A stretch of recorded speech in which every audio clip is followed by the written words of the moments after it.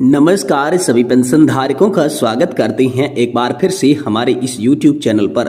दोस्तों इस वक्त की पेंशन धारकों के लिए बहुत ही महत्वपूर्ण और इम्पोर्टेंट खबरें आ रही हैं। जहां दोस्तों पेंशनर्स के लिए जरूरी अपडेट है।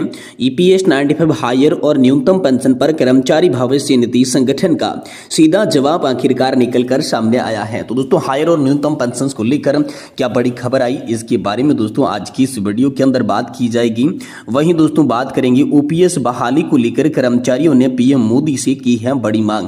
तो आखिरकार पुरानी पेंशन योजना की बहाली को लेकर प्रधानमंत्री नरेंद्र मोदी जी से पेंशन धारकों और कर्मचारियों ने कौन सी बड़ी मांग की है, इसके बारे में दोस्तों आज की इस वीडियो के अंदर बात करेंगे। वहीं कर्मचारी भविष्य निधि संगठन की हायर पेंशन योजना को लेकर एक और बड़ी खबर आप सभी के लिए निकलकर सामने आई है। EPFO हायर पेंशन में काम आएगी आप सभी के लिए, ये ट्रिक डबल हो जाएगी आप सभी की पेंशन। तो आखिरकार दोस्तों अगर आप हायर पेंशन लेना चाहते हैं तो किस प्रकार से आप सभी की हायर पेंशन जो है वो डबल हो सकती है, इसको लेकर कर्मचारी भविष्य निधि संगठन को लेकर बड़ा अपडेट आप सभी के लिए सामने आया है। तो इसके बारे में भी आज की इस वीडियो के अंदर बात करेंगे। साथ ही बात करेंगे पेंशनर्स अब 30 नवंबर तक निपटा लें ये जरूरी काम, वरना नहीं मिलेगी आप सभी को यहाँ पर जो है पेंशन। जी हाँ दोस्तों आप सभी की लाइफ सर्टिफिकेट से जुड़ा एक और बड़ा अपडेट निकल कर सामने आया है। तो इसके बारे में भी आज की इस वीडियो के अंदर बात करेंगे। यानी कि दोस्तों पेंशन धारकों से जुड़ी तमाम बड़ी खबरों की चर्चा इस वीडियो के अंदर करेंगे। इसलिए आप सभी कर्मचारी और पेंशन धारकों से निवेदन करते हैं कि दोस्तों आज की इस वीडियो को आप लास्ट तक देखिएगा और साथ ही हमारे चैनल पर नए हैं तो दोस्तों चैनल को भी सब्सक्राइब जरूर कर दीजिएगा। तो चलिए बिना किसी देरी के वीडियो के अंदर संपूर्ण खबरों को सही सटीक और तथ्यों पर आधारित विस्तार से जान लेती हैं। पहली बड़ी खबर पेंशनर्स के लिए जरूरी अपडेट है कि EPS 95 हायर और न्यूनतम पेंशन पर कर्मचारी भविष्य निधि संगठन का सीधा जवाब आया है। कर्मचारी पेंशन योजना 1995 के आंदोलन की लो बढ़ती जा रही है। न्यूनतम पेंशन और हायर पेंशन पर हर तरफ से आवाज उठ रही है। कोई संगठन के बैनर के तले तो कोई व्यक्तिगत रूप से पेंशन भोगियों की आवाज उठा रही है। जहां दोस्तों RPFC ऑफिस चित्रकूट नगर उदयपुर में क्षेत्रीय भविष्य निधि आयुक्त से पेंशन भोगी रंजीत सिंह ने न्यूनतम पेंशन बढ़ोतरी के विभिन्न पहलुओं एवं हायर पेंशन भुगतान आरंभ होने की अति विलंब पर पौने 2 घंटे पर विस्तृत पूर्वक चर्चा की। इस मैराथन मीटिंग में हर बिंदु पर विस्तार पूर्वक चर्चा की गई, जिसमें कार्यालय की दैनिक क्रियाकलाप और स्टाम्प की कमी में आ रही कठिनाइयों सहित HZL और उनके जैसे अन्य कई छूट प्राप्त संस्थाओं में भविष्य निधि पर 15,000 की सीलिंग वाली तकनीकी अड़चन इत्यादि भी शामिल थी। पेंशन भोगी रंजीत सिंह ने बताया कि मुख्यालय द्वारा सीलिंग वाली तकनीकी अवरोध का निराकरण नहीं हो जाता तब तक स्थानीय कार्यालय कुछ भी आवेदन के लिए सक्षम नहीं है, क्योंकि यह नीतिगत तकनीकी समस्या है जिसका समाधान नियोक्ता और संस्थान की PF ट्रस्ट को नई दिल्ली स्थित PF मुख्यालय से ही करवाना पड़ेगा। वहीं दोस्तों RPFC ने पौने 2 घंटे का समय दिया था। हर सवाल पर नियम कानून का हवाला देते हुए बेबाकी से जवाब दिया था। अब दिल्ली पहुंचकर संबंधित विभाग के उच्चाधिकारियों से संपर्क करने की बात सामने आ रही है। तो ये बड़ी खबर दोस्तों आप सभी के लिए निकलकर सामने आ चुकी है। वहीं दोस्तों OPS पेंशन बहाली को लेकर कर्मचारियों की PM मोदी से मांग। जी हां दोस्तों यहाँ पर पुरानी पेंशन योजना की बहाली को लेकर PM मोदी से मांग की गई है। देश भर के 91 लाख से अधिक सरकारी कर्मचारी पुरानी पेंशन स्कीम की बहाली के लिए एकजुट हो गई हैं।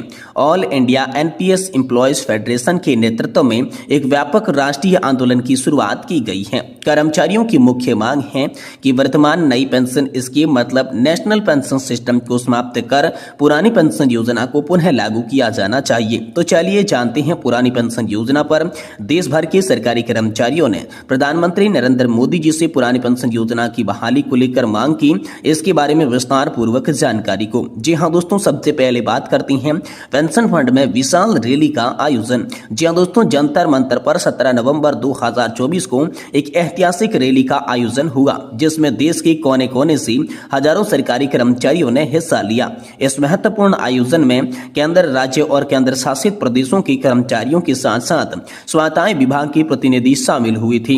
दोस्तों AINPSEF के 5 लाख से अधिक सदस्यों ने इस आंदोलन को अपना समर्थन दिया है, जिससे ये रैली और भी शक्तिशाली बन गई है। कर्मचारियों की सबसे बड़ी चिंता उनकी सेवानिवृत्ति के बाद आर्थिक सुरक्षा है और नई पेंशन स्कीम में ये सुरक्षा काफी कमजोर है, जबकि पुरानी पेंशन स्कीम में स्थिर आय की गारंटी है। वर्तमान में लागू 10% वेतन कटौती का भी कड़ा विरोध किया जा रहा है, जिसमें कर्मचारियों की मांग है कि इस कटौती को तुरंत रोका जाए और पुरानी पेंशन बहाली को फिर से लागू किया जाना चाहिए। दोस्तों, नेशनल पेंशन स्कीम के तहत न्याय और समानता की पुकार भी की गई है। कर्मचारियों ने एक महत्वपूर्ण मुद्दा यह उठाया है कि जब नेता और विधायक एक कार्यकाल के बाद भी आजीवन पेंशन पाते हैं तो जीवन भर सेवा करने वाले कर्मचारियों को यह अधिकार क्यों नहीं मिलता है। ये मुद्दा केवल व्यक्तिगत नहीं बल्कि पूरी परिवार की सुरक्षा से जुड़ा है। बुढ़ापे में आर्थिक सहारे की आवश्यकता और आने वाली पीढ़ियों की सुरक्षा भी इसमें शामिल बताई जा रही है। दोस्तों, यहाँ पर 40 प्रमुख कर्मचारी नेताओं ने प्रधानमंत्री नरेंद्र मोदी से पुरानी पेंशन स्कीम की बहाली का मुद्दा संसद में उठाने की अपील की है। उनका मानना है कि यह कदम न केवल कर्मचारियों की आर्थिक सुरक्षा सुनिश्चित करेगा बल्कि सरकार और कर्मचारी के बीच विश्वास को भी मजबूत करेगा। नेताओं ने त्वरित निर्णय की आवश्यकता पर भी जोर दिया और दोस्तों, आंदोलन का आगे का भी रास्ता साफ कर दिया। कर्मचारी नेताओं ने स्पष्ट संकेत दिए हैं कि अगर सरकार सकारात्मक कदम नहीं उठाती है तो आंदोलन को और तीव्र किया जाएगा। देशव्यापी प्रदर्शन और सामूहिक कार्रवाई की योजना बनाई जा रही है। हालांकि ये सब शांतिपूर्ण तरीके से भी किया जाएगा। पुरानी पेंशन स्कीम की बहाली का मुद्दा मात्र आर्थिक नहीं बल्कि सामाजिक न्याय का भी प्रश्न है। लाखों सरकारी कर्मचारियों का भविष्य इस निर्णय से जुड़ा है। कर्मचारियों का विश्वास है कि पुरानी पेंशन स्कीम की वापसी न केवल उनके वर्तमान को सुरक्षित करेगी बल्कि आने वाली पीढ़ियों के लिए भी एक मजबूत आधार बनेगी। सरकार से अपेक्षा है कि वह इस विषय पर गंभीरता से विचार करें और सकारात्मक निर्णय लें। ये दोस्तों पेंशनधारकों की उम्मीद हाल फिलहाल में नजर आई, जिसको लेकर पीएम मोदी से बड़ी मांग कर्मचारी संगठनों ने कर दी है। वहीं दोस्तों, ईपीएफओ हायर पेंशन में काम आएगी ट्रिक, डबल हो जाएगी आप सभी की पेंशन। जी हां दोस्तों, ईपीएफओ की हायर पेंशन को लेकर बड़ी खबर आई है। कर्मचारी भविष्य निधि संगठन अपने सदस्यों को रिटायरमेंट के बाद पेंशन देता है, बस शर्त है कि उनके सदस्य कम से कम 10 साल तक ईपीएफओ में योगदान दिया हो और योगदान के आधार पर पेंशन तय होती है। आमतौर पर यह पेंशन रिटायरमेंट के बाद 58 वर्ष की उम्र से मिलती है, लेकिन अगर कोई कर्मचारी 58 साल से पहले पेंशन लेना चाहता है तो इसका भी दावा कर सकता है। कर्मचारी भविष्य निधि संगठन अपने कर्मचारियों को 50 से 58 के बीच पेंशन की सुविधा देता है। हालांकि ये पेंशन कुछ शर्तों के आधार पर मिलती है, लेकिन अगर आप ईपीएफओ से ज्यादा पेंशन पाना चाहते हैं तो इसके लिए एक तरीका है जो ज्यादातर लोगों को पता नहीं है। अगर आप भी नौकरी पेशा है तो यहाँ आपके काम की बात हम करने वाले हैं। ईपीएफओ के नियम के मुताबिक आमतौर पर 58 वर्ष पूरे होने पर पेंशन दी जाती है, लेकिन अगर कर्मचारी 50 के बाद भी यहाँ पर नौकरी में है 2 साल यानी कि 60 साल तक उम्र तक यहाँ पर पेंशन रोक सकता है, तो 60 साल की उम्र तक ईपीएफओ पेंशन फंड में अपना योगदान जारी रख सकता है। ऐसी स्थिति में कर्मचारी का हर साल 4% अतिरिक्त दर से पेंशन मिलती है। ऐसे में अगर कर्मचारी 59 साल की उम्र से ईपीएफओ से पेंशन लेता है तो 4% अतिरिक्त दर से, और जबकि 60 वर्ष की उम्र से लेता है तो 8% अतिरिक्त दर से पेंशन दी जाएगी। उनकी पेंशन की गणना के लिए पेंशन के 58 साल के सालों की सर्विस और सैलरी को यहाँ पर जो है वो लिया जाता है। मान लीजिए ईपीएफओ का सदस्य 56 साल की उम्र में मासिक पेंशन निकालता है तो उसे मूल पेंशन की राशि 92% मिलेगी, यानी कि 8% कम मिलेगी। और अर्ली पेंशन पाने के लिए आपको कंपोजिट क्लेम फॉर्म भरना होगा। अर्ली पेंशन के लिए फॉर्म नंबर 10 का विकल्प का भी आप सभी को चुनाव करना होगा। तो ऐसी स्थिति में दोस्तों आप सभी के लिए पेंशन कम हो जाएगी। ये दोस्तों बात आप सभी के लिए हाल फिलहाल में निकल कर सामने आ रही है। वहीं दोस्तों पेंशनर्स 30 नवंबर तक निपटा ले ये जरूरी काम, वरना नहीं मिलेगी पेंशन। जी हां दोस्तों, आप सभी के लिए बड़ा अपडेट निकल कर सामने आया है। लाइफ सर्टिफिकेट को लेकर आप सभी के लिए इंपोर्टेंट अपडेट आया है कि 30 नवंबर तक अगर आप लाइफ सर्टिफिकेट जमा नहीं करवाती हैं तो आप सभी की पेंशन मिलना बंद हो जाएगी। इसलिए देश की सभी पेंशन धारकों से अपील की गई है कि 30 नवंबर किसी भी माध्यम से आप अपना लाइफ सर्टिफिकेट, जीवन प्रमाण पत्र जमा करवाएं और अपनी आगे की पेंशन सुचारू रूप से चालू रखें।